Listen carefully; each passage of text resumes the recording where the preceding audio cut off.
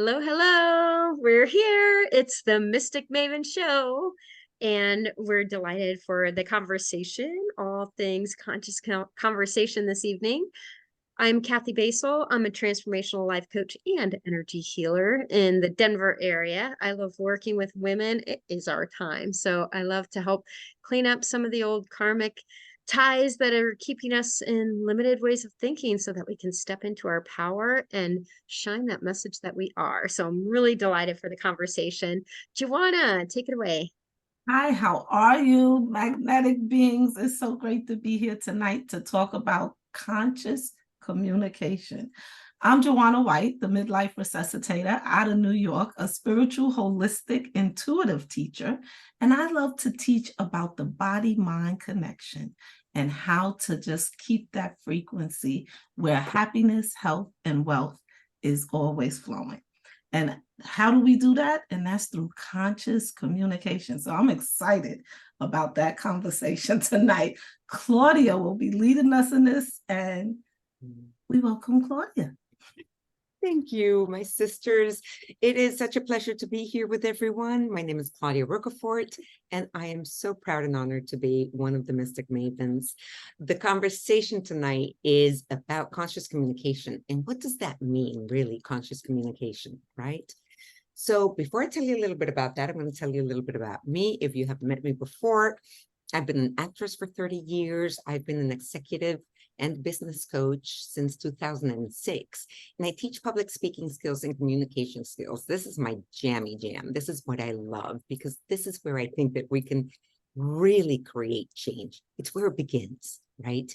And where we have the opportunity with communication to start projecting and creating the life we want, the relationships we want, the kind of connections that we want.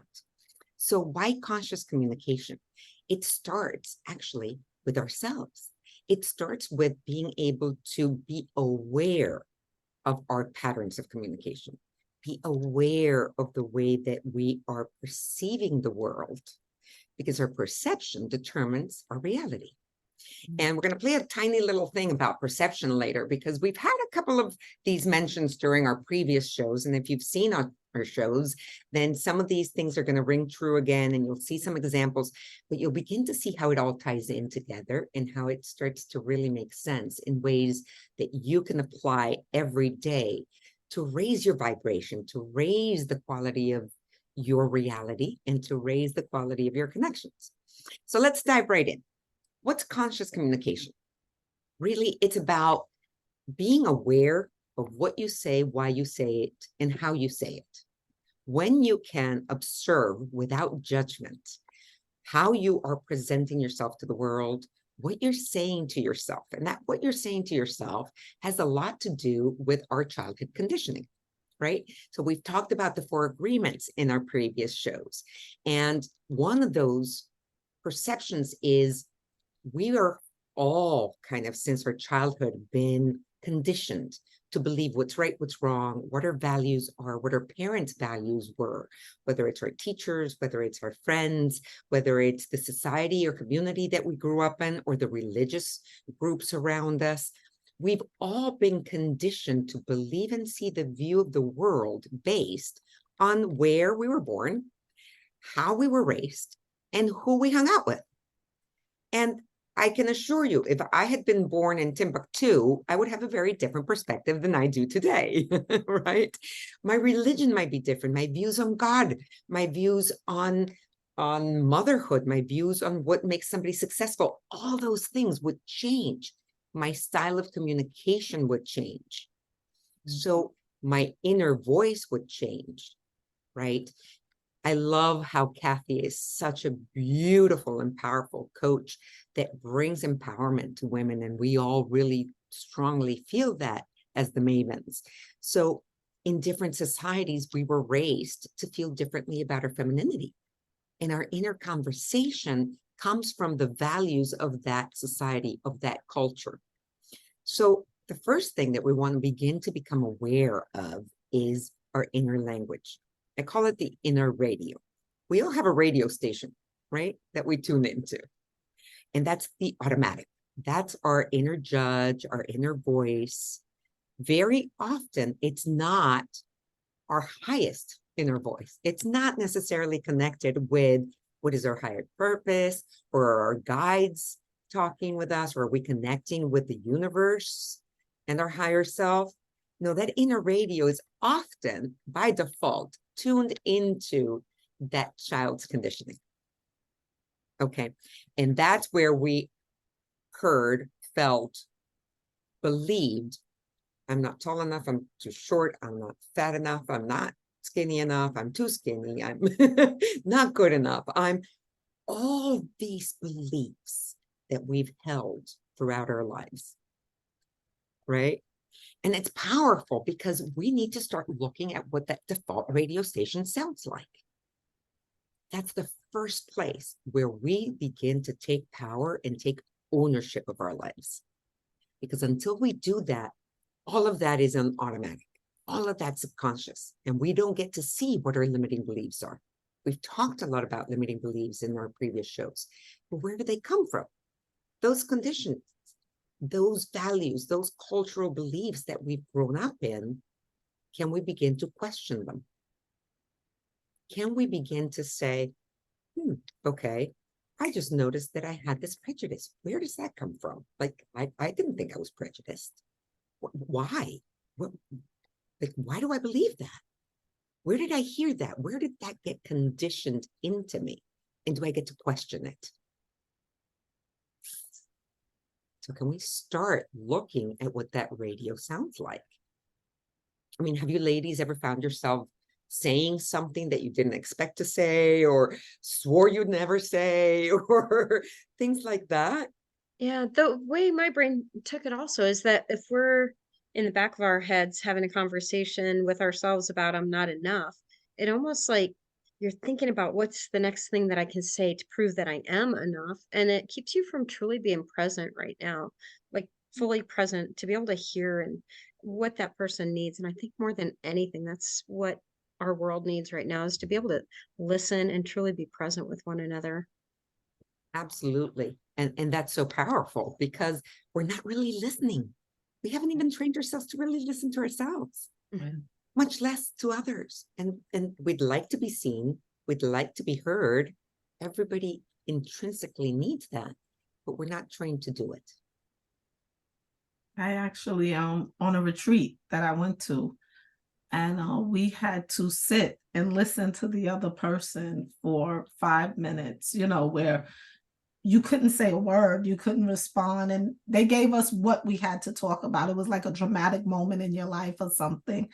And sitting there listening, and how many people could not do it, could not sit and just listen without giving some form of advice or sympathy. Oh, I'm so sorry. But to sit in pure silence and just listen.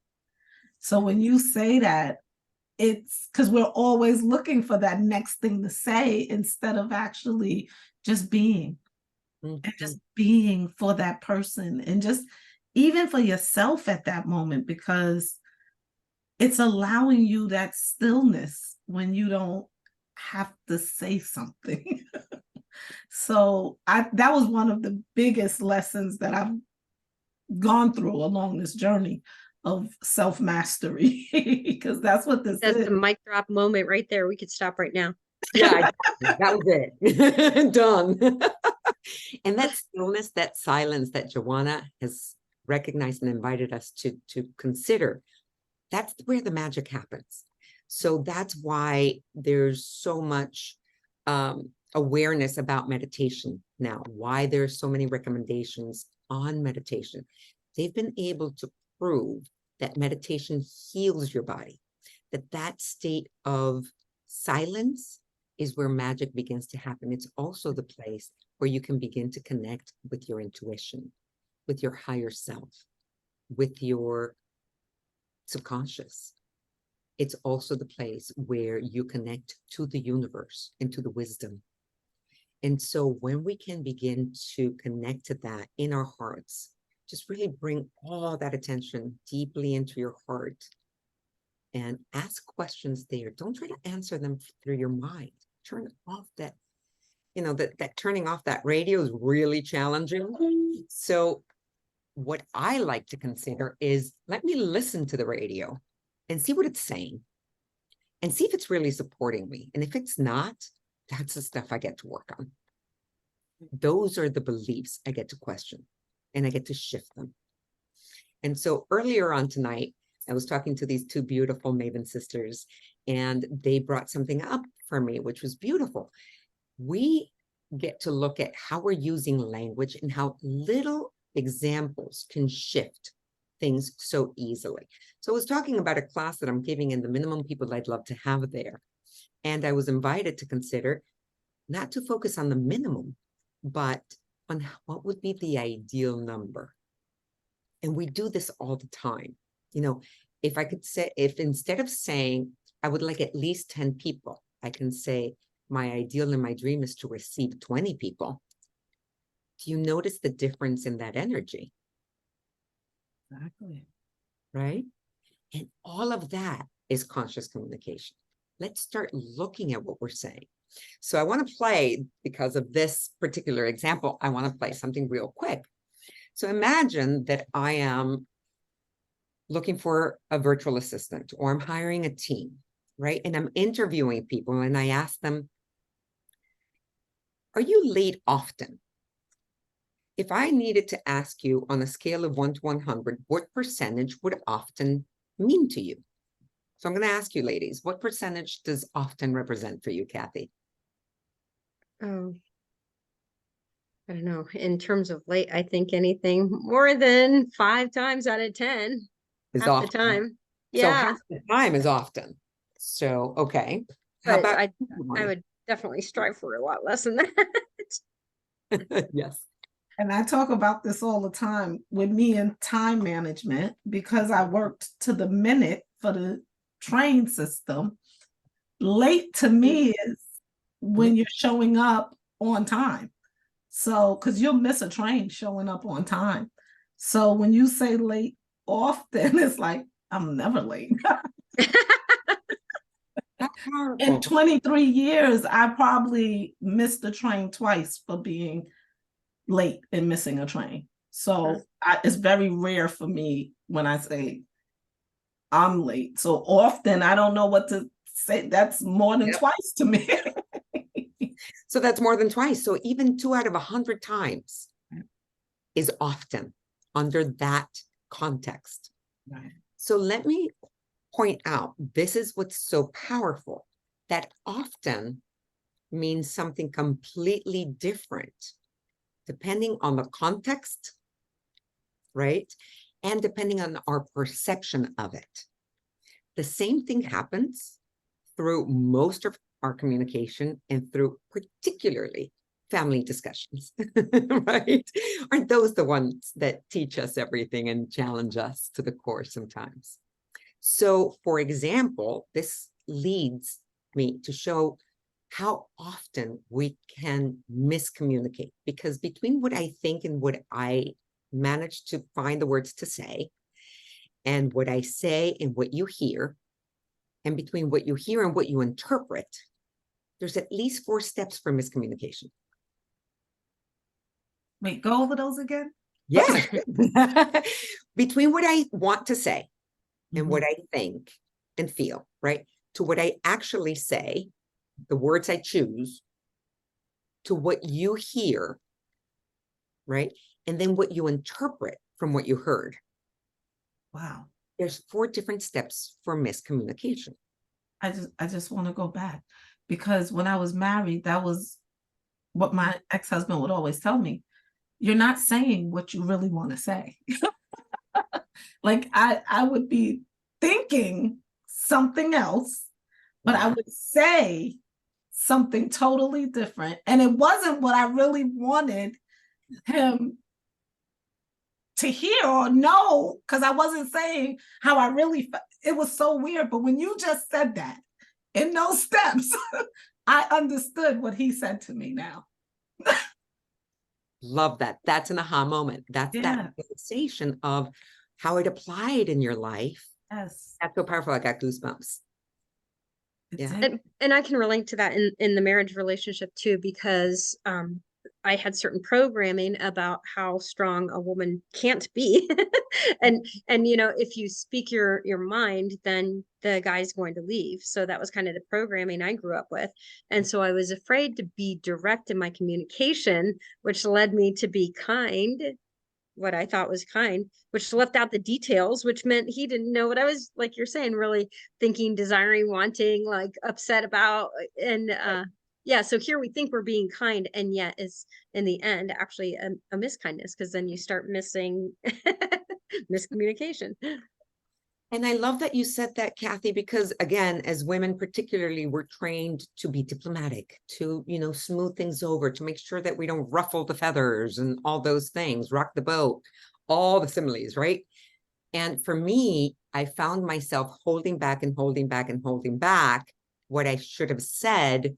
And I don't want to shoot all over myself, but you know what I mean, what would have been in my benefit to say.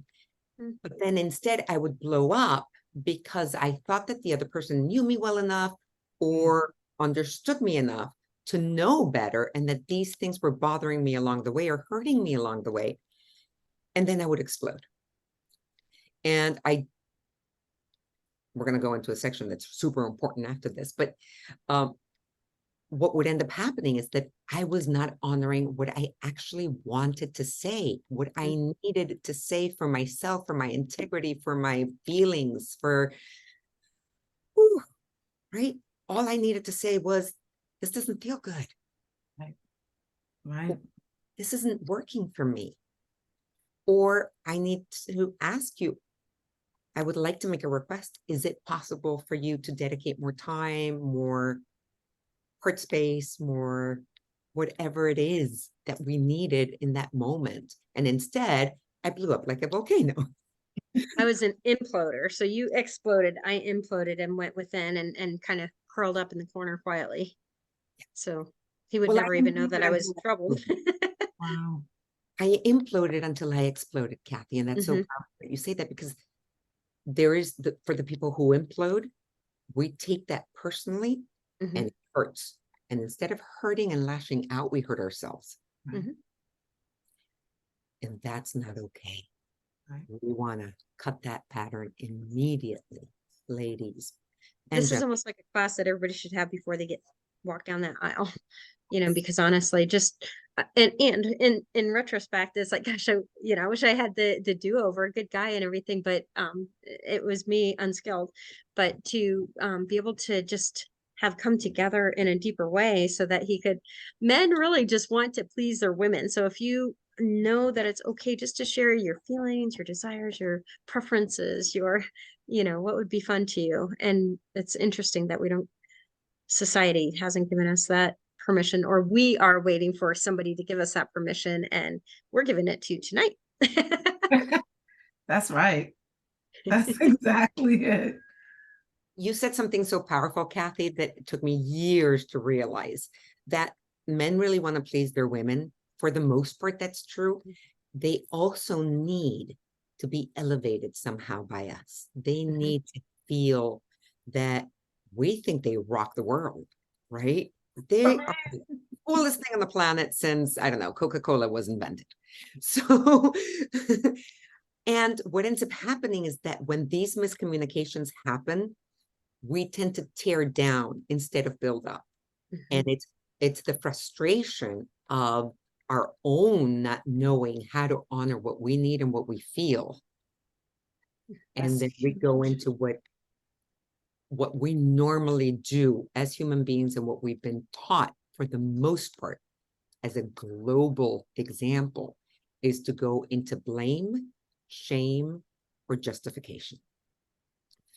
And I love one of my spiritual teachers calls this below the line behavior, and it's become a bit more mainstream to call it that, but it's exactly what we do. Until we've been taught to realize and take ownership that we are co-creating all of it with what we're saying or not saying, right? The pattern, the automatic is I blame outside of me. I blame you. I blame the circumstances. I blame my mother, my husband, my ex, my kid, my, You're the boss. And here's something I find fascinating too. Our society, it is more acceptable to complain about our spouse than it is to say, my spouse rocks the world, and for us to go out and really build them up to other people, it's going against the grain. But again, let's give one another the permission to do that because that's what we need as humans and individuals. It's like, I love these ladies. These ladies both rock. Like, find out about them, work with them. Like, your life will become better, and how good that feels to share. And it's true. And it's fascinating to me. Yeah. I love Joanna has had a couple moments of just like letting this sink in for you, right? What's bringing up for you? I mean, it's so much that's coming up because, like you said, Kathy, like over the years, you're like, I could have probably, I wasn't that healed version. So when you're going through, and I could look back now and, like you said, Claudia, I was blaming everything outside of myself, and then when you get into that ownership and that responsibility of yourself, like, how did I bring this about? What did I do for this frequency to be in my life, and mine showed up, like I tell people all the time, in pain. So just my body being in pain. That's why I think I relate or just went so much into the medical field of it, because once your body is out of whack and I'm not realizing it's the pain of me not saying what I want and speaking my mind. And the truth is, I got married at 22 years old. I didn't know what I wanted. Mm-hmm. I had no clue, Joanna, you know what I mean? And then a child at 23 and then another one at 24. And I, like 25, I don't know. But anyway, I never figured out me and I became angry about that. And that's what showed up in my body. It showed up in my life. It showed up in my marriage. And it was me being mad at me. Not real. That was the responsibility that sometimes is very hard to take and say, it becomes heavy because you're like, wow, if I just, and when you start learning it, it's a process. It's a practice every day. Take that much more responsibility for what I'm saying, for what I'm thinking, for, because you can stay in that victim mode or you can shift yourself out of it and move into something else, a different energy about it. Like you said, just the words that we're saying, the things that we're thinking, shifting the energy just is huge. It's huge. And it's important not to go into blame about, boy, I wish I had been more skilled or this or that. The other thing, we attracted that person. They were on that same level. They called us in as much as we called them in. And so to recognize and give thanks for that opportunity to learn and elevate. And now this should be the 4 agreement show because always do your best. Okay, my best wasn't so good back then or on that day or in that marriage. But yeah, but now, and when you know better, you do better. Maya Angelou.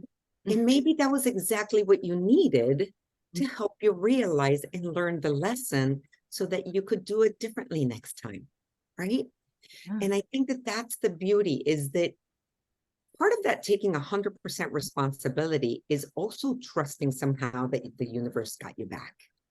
Because everything that we do is consciously or unconsciously co-created by us. Everything that we experience is consciously or unconsciously co-created by us and by the energy that we are vibrating or by the karmic influences that we get to learn from to expand our spiritual awareness and expand our growth. That being said, that taking responsibility is really challenging because it's not about you going into blame of yourself. Like Kathy was so beautifully pointing out, that serves nothing. It's, oh boy, I did the best I could with what I knew at that time.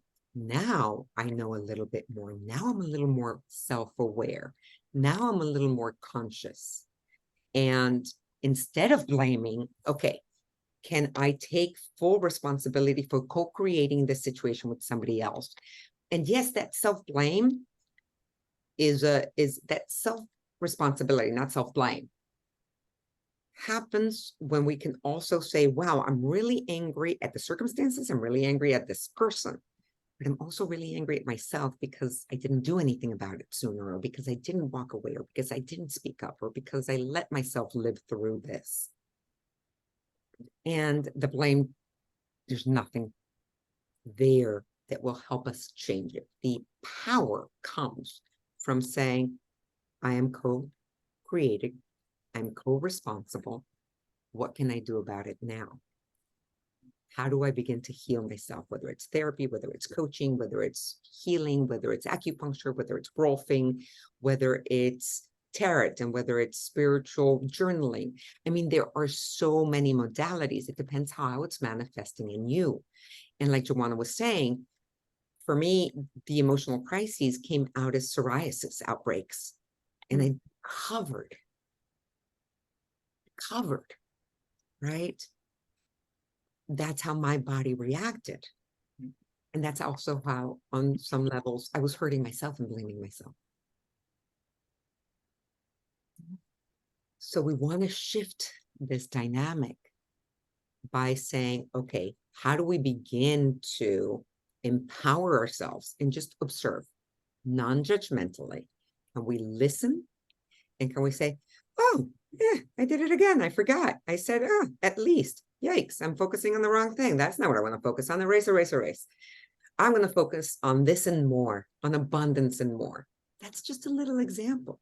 But we can catch ourselves in the middle of a conversation, catch ourselves in the middle of a communication, and say, okay, is what I'm about to say going to add to the fire?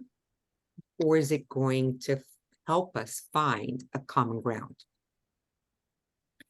So some of those tips and tools are, let me start by, in any conversation or discussion with somebody when there is conflict, let me look at what I can say that will bring us back to an even keel plane of unemotional reactions. Like, where can we agree?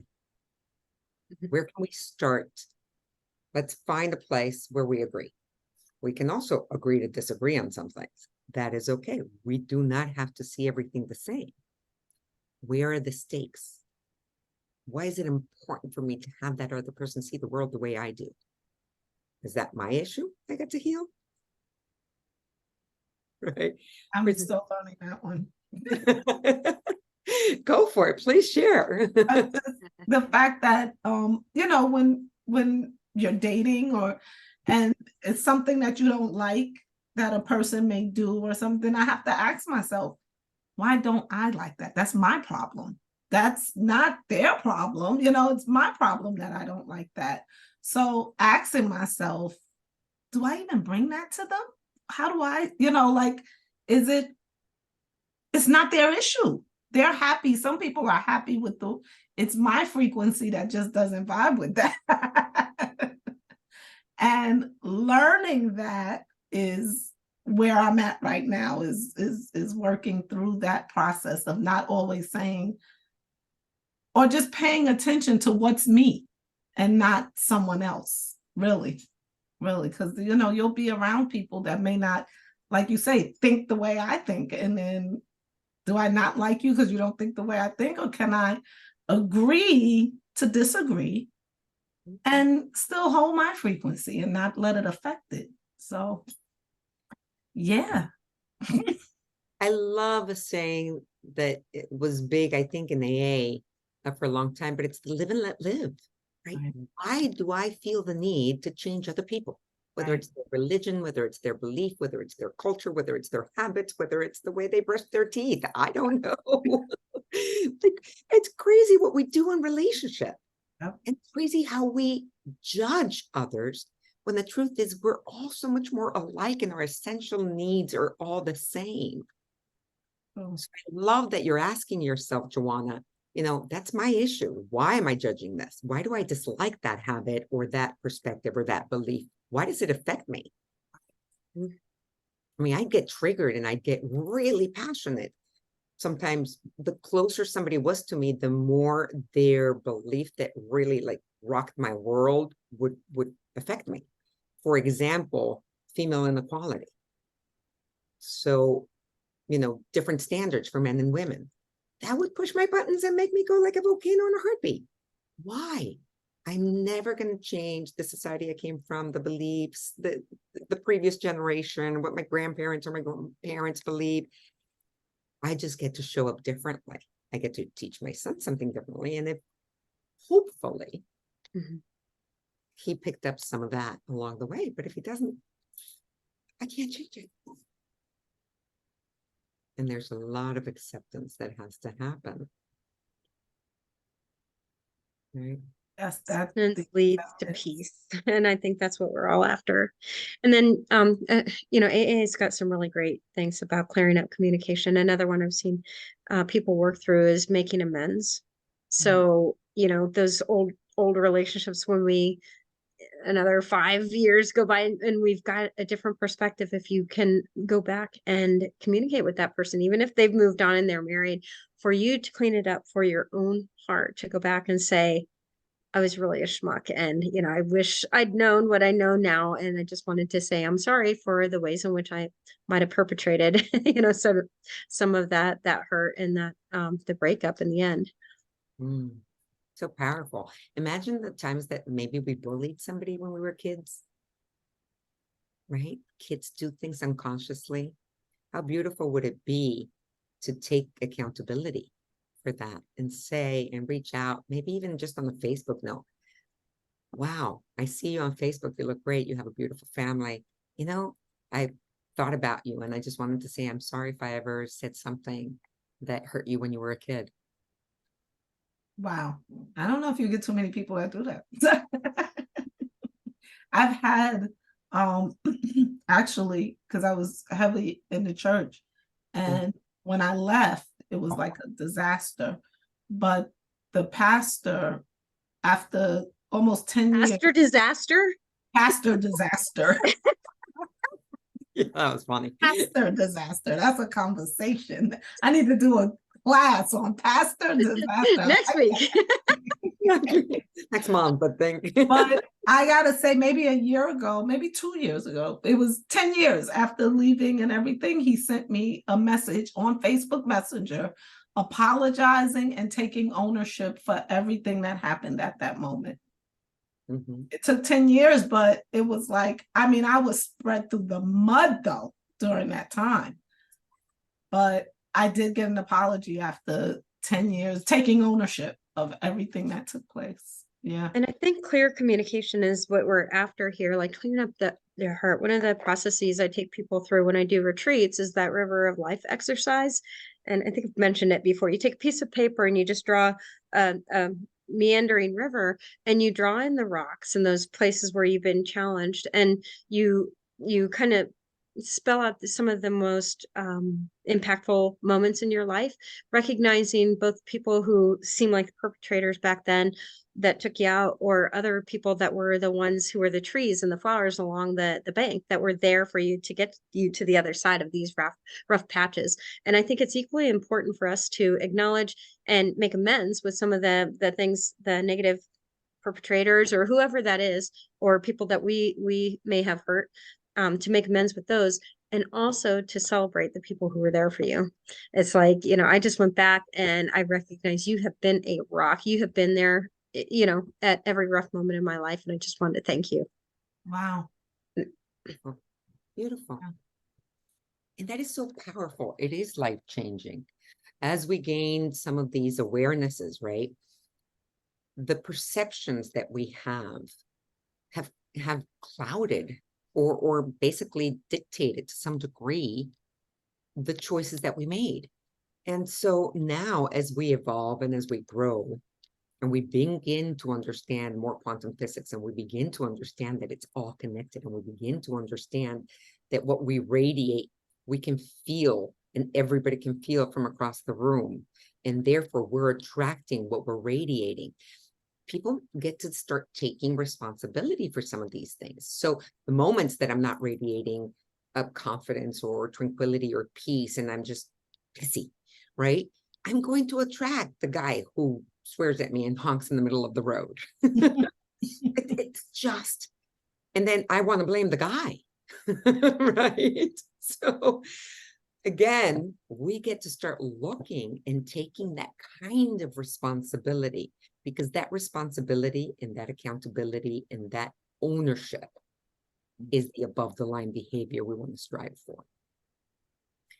And so again, kind of just talking a little bit about these above the line and below the line behaviors.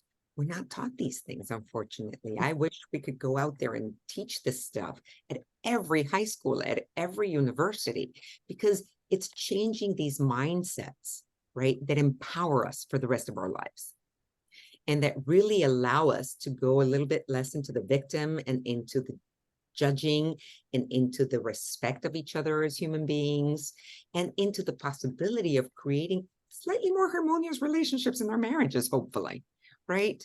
Because we're not necessarily seeing and going into these blame or justifications. So I remember doing a spiritual retreat not too long ago. And one of the rules of being there is whenever we do any below the line behaviors, we got to put $5 in the bucket, and that money then gets donated to a charity. And we were given, I don't know, 5-10 minutes to go to the restroom and come back. And the session started and I was late. And the first thing that I did, instinct, was to say, oh, I'm sorry, I couldn't find an open bathroom. Okay, justification, $5 in the bucket. And I'm like, what was I supposed to do about it? Twice. Right? Like, No better way to learn a lesson than with money. $10.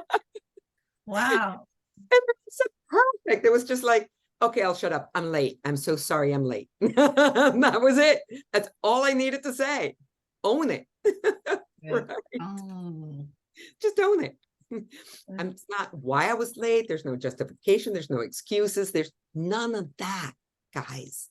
How many times have you run late to an appointment, except for Joanna, who never is late? That was for work, but for everything else. And you're thinking what excuse you're going to come up with because you're running behind. I don't know about you guys, but I've certainly been there. Yeah, no. I say that we program ourselves to, like you said, think below the line. So like, I'll get up in the morning and convince myself why I don't need to go to Pilates before I get dressed to go to Pilates. It's like, do you feel like this? Oh, your muscles really are hurt. Like, I have this whole conversation of why I shouldn't be doing it before I actually do it. That's why being conscious of that is huge. It's like, and even though I went to work on time every day, I would have an excuse every day in my head in case I've never been late. I could be late today and I could say this. It's like a conversation within yourself that I didn't even realize until I stopped working, that I switched the conversation now to working out. I'm like, oh my gosh, you gotta work, like just being conscious of that, really. Like, you're making excuses sometimes for everything, and not realizing that's the frequency that I'm holding, and wondering sometimes why things aren't showing up the way I want them. Yeah. It's such a great point, though, because our brain just is wired for that negativity bias because it's keeping us safe. And so I think a lot of times that propensity is just to instantly go, oh, I didn't hear from my boyfriend, something must be going on. Right. It's like suspicion or that protection mechanism comes up. And how simple as allowing yourself that breath in between the reaction so that you can consciously make that deliberate inquiry of, is everything okay? Or whatever that is, allow them an opportunity to fill in the blank. Yeah, that's huge. Huge. And the perfect segue, because again, the 4 agreements come in perfect here, right? It's do not assume anything. The minute we assume anything about the other person, we're making an ass out of you and me, essentially. We're setting ourselves up for failure is what we're doing, right? And so what ends up happening there is even the assumption of, okay, what does taking responsibility look like for you? What does that mean? Right? Even that question Because again, if we go to the example of perception, taking responsibility might mean something different for me. For you, it might mean blaming yourself. Or if somebody's never heard these conversations and they don't have this kind of awareness, maybe for them it's about, oh, you're telling me it's my fault? No. So again, we need to start from that place of first asking clarifying questions. What does that word mean for you? What does that, if we're agreeing to something in a relationship, what does that look like for you? I want to make sure we're aligned on what that means. That's huge. Any assumptions, right? It's huge. It's so simple, but it's huge. It is. And it saves a lot of trouble. So much trouble over the years. I like to run things through the lens of kindness, because to me that's one of my top values. So similarly, I invite you to consider what your top values are and run it through that lens. But to me, I got to the point where I find that it's an unkindness to make an assumption about somebody else, doesn't allow them the opportunity to show up as they truly are. What is their best? You've kind of, if you've labeled somebody as, somebody who's late, or somebody who, whatever, is an underperformer in whatever regard, it's, you're not allowing them the opportunity to show up any better. Right. That's true. And the minute you label that for yourself, your reticular activating system is only going to look for the times that is actually come true versus all the other times when it might not be the case. So the minute that you label somebody and you say, oh, they're always late, you might not look at the 80% of the time that they're on time, but the 2 times that they showed up late and the 10 times that you guys went for lunch, those are the ones you're going to focus on, because you've created that belief. And that word always, learning to remove that word was big for me, because I used it a lot. And that was something my ex-husband also told me. It's not always, Juwan, but I always. That is so powerful. Yeah. The big fight in my family is, you never do this for me, or you never listen to me, or you always decide you're going to do it your own way. I'm like, there are no absolutes, people. The minute you throw that in there, you're adding logs to the fire. That absolute, I had to learn that one. That was a big one for me. That's huge. Thank you. I'm still working on. And a lot of it just is societally, that's the way we talk. You never do that. We always talk like that. Right.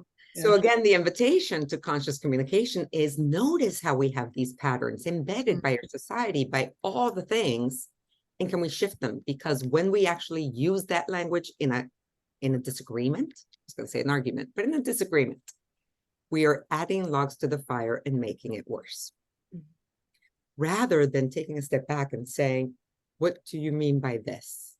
Or do you really feel that it's always?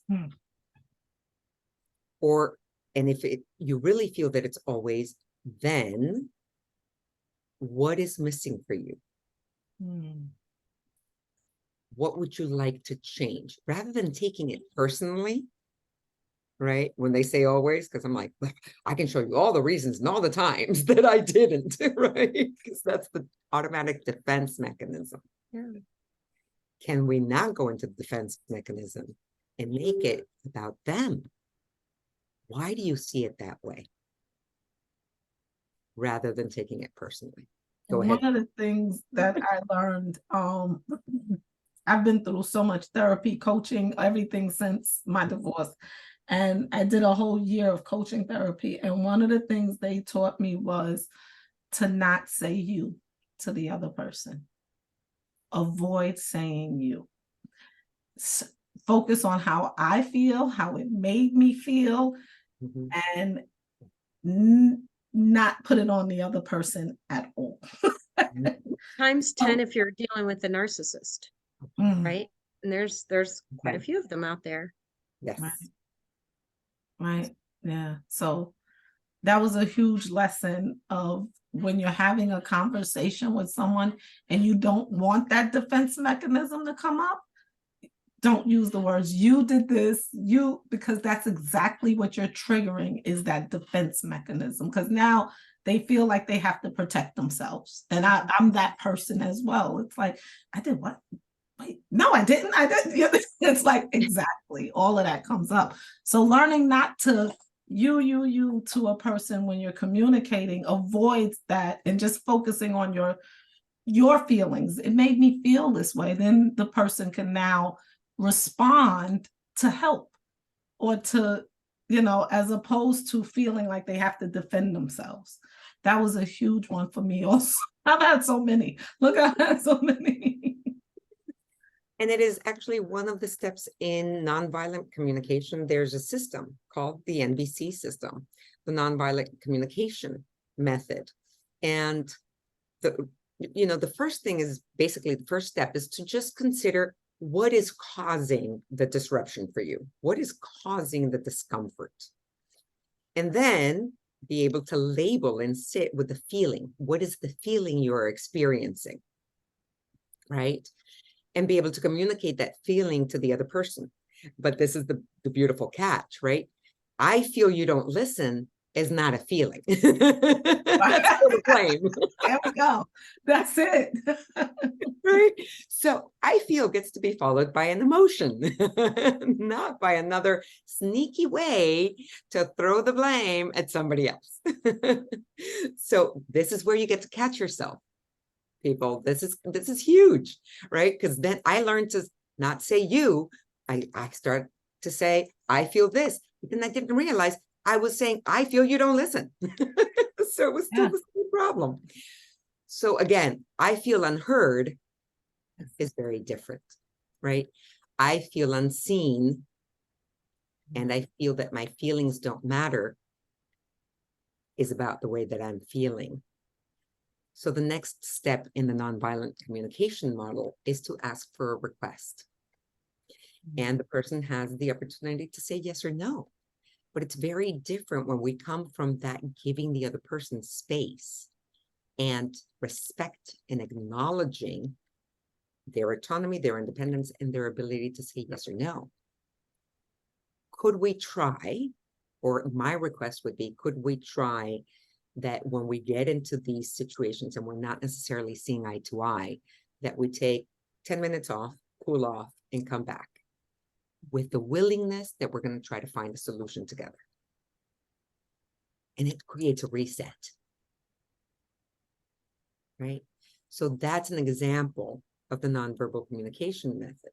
It's first acknowledging what is causing the discomfort, then acknowledging what your feelings are, and creating a request that is concrete and simple, and that the other person, and you recognize that the other person has the ability to say yes or no. And it's very applicable, and it applies and works in just about any situation. Then there's always the challenge of, can we take that cooling off period and come back with the willingness to find a solution? But then we want to begin to roll with a word. And if we said we're taking 10 minutes, or whether it's 20 minutes, or whether it's 2 hours, or whether we're going to address this the next day, you want to make sure that you follow up and keep your word and address it. Don't just escape the situations, because then we're building again the fire into blame, into you didn't show up, you didn't say this, you didn't keep your word, right? Creating, again, discord. It's taking that time off to think, to go within in that moment of conflict. Like you said, being able to go in that moment and now reflect and actually take that responsibility and ownership. That's that moment right there. That is key. That's the key right there, is being, because I'm a witness. I do it where in that moment where you may take the time, I can't believe they did that to me. It's so much blame still happening, but being able to shift it in that moment is, I think, a mic drop moment for us right now, because It's But that it's funny to see how things kind of layer because I'm a Capricorn. So in my programming, I am very deliberate. I will often hit the pause button before I say anything because I want to have thought it well through. I want everything to be solid on my feet on the ground before I say anything. So I don't want any regret. And then in my family dynamic from the hurt, the trust issues with my dad leaving and all that kind of thing, I was afraid to say something that would cause somebody to leave. I wanted to be the peacekeeper and make sure that everybody was happy. So again, as I'm dialing up my concern for everybody else's well-being, I dial down my own. So my evolution came actually back to allowing myself to I never got it, and I still don't get into heated conversations with people. It just doesn't happen. And mine is actually for me to step up and be able to at least express directly what it is that I need, and recognizing that it's unkind of me not to be clear for somebody so that they know where I'm coming from, to set somebody up for a success. What success looks like for me, not that I would use that word, but I I like this kind of flowers, or for my birthday, or my birthday's a big deal or it's not a big deal. Like, how do you set somebody up for open the door or don't open the door? Or in business world, words of appreciation are really important to me. Like, don't tell them more than money, but but it is. And one of the kindest things I think we can do, again, coming back, is recognizing that for one another, and just being clear with set other people up for success with you. That is so beautiful, Kathy. Thank you, because that is so powerful. And we fail to often do that. We just don't realize it. We don't stop to think that that's how we can set ourselves up for success in relationship. And for those of you that may not know this, there's a beautiful little book called The 5 Love Languages, and words of appreciation is one of those 5 languages of love. So if you haven't seen that book or heard about that book, it's one we highly recommend, because it does allow us to see whatever relationship we're in, whether it's personal, or whether it's business, or whether it's family, understanding what our love language, the primary and the secondary, and what the love language of those around us is, also helps us create more conscious communication with them and be able to validate what they need and be able to voice what we need to feel validated. So it's a very powerful book that we would love to share with you. Yeah. Another thing I'd like to point out, I think it's a relationship psychologist. I think he is Dr. John Gottlieb, and he identified like 13 different traits of successful relationships. Like, he can tell with 99% accuracy in the first 10 minutes if people are going to make it or not. And one of them is how you, if you turn towards another or away from your other when you feel a disagreement coming up. So like me, I might have like kind of in the past kind of shrunk a bit, versus just like, wait a second, that didn't quite land right. Let's clear the air as we go along so that it's not accumulating over time. And it was interesting because when we were, my relationship was dissolving, I felt like, I didn't have a reason for wanting a divorce, but I felt this huge discontent and unfulfillment in the relationship. And it was because there was all these little threads of unresolved disappointments or misses in the relationship, and none of them were significant in and of themselves, but over time it was. So the whole of what those things added to, right, was that disappointment, that emptiness, that not feeling seen or heard or validated. And again, those relationships are really challenging, particularly with somebody who might be a narcissist, and that makes it very hard. So the more we get to be conscious about what we need and how we can express it in a way where it's not a demand, but it's just a request. And there's a big difference, because if we demand something from someone, we're not giving them the choice. And the usual reaction is going to be for them to reject it, right? Whereas if we can ask for a request and give the person the choice, then they have their free will. and we are respecting the integrity of them being able to say yes just as equally as they can say no. Now we're two adults asking each other, connecting with each other, respecting each other. If we demand, we go into an uneven energy of almost parent-child. So it also, there's another phenomenal book called Games People Play. This one's a little more intense and it's great on psychology, but it shows the psychological games that we play socially. And it talks about how we sometimes step into and keep our roles as adult or parent or child, and the judge and the victim, and how the antitheses of these scenarios can be accomplished. It's a little intense, but it's a really powerful book. And specifically the point here being, we want to make sure that we're creating adult to adult relationships so that we're seeing each other and we're treating each other as equals, and where we're not trying to demand as a parent, we're not trying to be victim-y like a child and blame it on the other person. We want to make sure that we're finding our equal partners for business, for love, for relationships, for our health. Powerful. Yeah. I love these conversations, ladies. This is pretty juicy, pretty powerful. It is. There's a lot more that we can talk about conscious communication, but this kind of encompasses the first main big broad steps that we can start taking. And just to kind of go through those, start listening to yourself, start listening to others.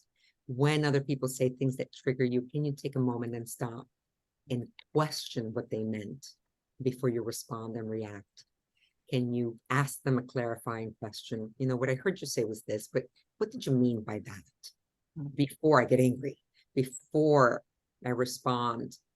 That's the most challenging one for me. So I'm still working on this. And I love recapping because it's always helpful to me. How do I apply this every day? What can I do in the moment? And if it overwhelms you at any moment, take a step back and just come to an agreement and say, can we take a break? Can I step away and clear my mind before I say anything I'm going to regret? Yeah. And then where can we find common ground? Okay, let's start again. What do we agree on? You know, whether it's parenting or how we're going to get to this event or how we're going to create the event. Where can we agree? And where can we find common ground? Where can we compromise? So, and the NVC model, of course. Observe what circumstances trigger you, what's happening, speak about your feelings, true feelings, those are emotions, no blame. And then ask for a request. Wonderful. I love that. I love that. I want to divvy off of the true feelings. So a lot of times we hold back our feelings, like we talked about, or not knowing your feelings, right? So this is going to lead us up for our next conversation of Qigong.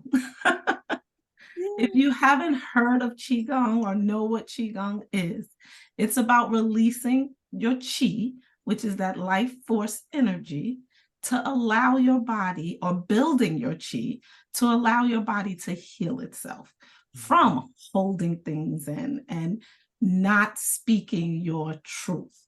So we're going to go into next time on the Mystic Mavens, how to heal yourself by building your life force energy that actually controls and runs through every part of your body.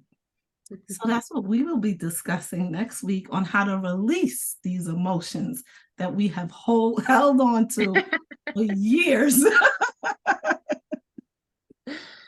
Yeah. So ladies, another great conversation, and we look forward to seeing you November 16th. I will be leading the conversation on Qigong and how we can not only speak effectively, but now listen to our bodies and heal those effectively from holding these things that no longer serve us. So we look forward to seeing you November 16th at 7 p.m. Eastern time. Eastern time, yes.